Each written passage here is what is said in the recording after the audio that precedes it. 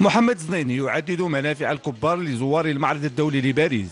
المغرب اختار لرواقه شعار المنتوجات المحلية للمغرب كنز للعالم، حيث يشارك ب14 تعاونية تمثل 13 منطقة تختلف منتجاتها بين ما هو تجميلي وغذائي. المغرب هو اول مصدر ومنتج في العالم. المنطقه ديالنا ديال اقليم اسفي تقريبا شي 7000 هكتار، تنتج حوالي 10000 طن سنويا.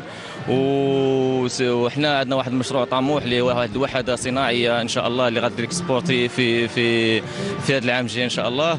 هاد التجربه ديال المعارض، حنا عندنا دي التجربه الاولى في معرض ديال باريس، ولكن سبق لنا ان شاركنا في عدد معارض دوليه من بين برلين. هاد التجربه اللي جينا اليوم باش نقلبوا على شي ان كونطرا. حنا جبنا معنا لي برودوي اللي عندنا هنايا هما لي زويل اسونسييل، هما الزيوت ديال الاعشاب الطبيه والعطريه، والماء ورد حتى هو الماء المقطر ديال الورد، وكاينين بالاعشاب الطبيه سيشي يعني مجففه.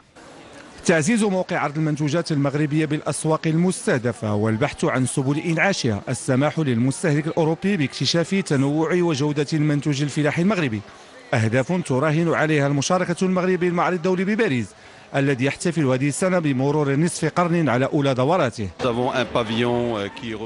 لدينا رواق يجمع حوالي 30 عارضا كلهم يسوقون منتوجات محلية، تعاونيات، تجمعات ذات نفع اقتصادي، جمعيات ذات علامة تجارية.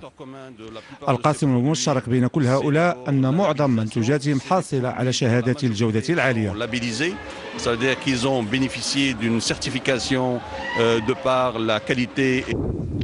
هذا وتساهم الفلاحة ب19% من الناتج الداخلي الخام، وتشغل 4 ملايين من سكان العالم القروي، وتضمن الأمن الغذائي ل30 مليون مغربي.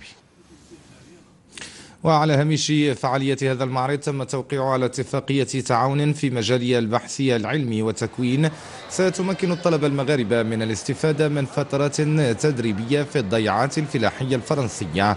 وكان 1500 طالب مغربي قد استفادوا من دورات مماثلة منذ العام 1991.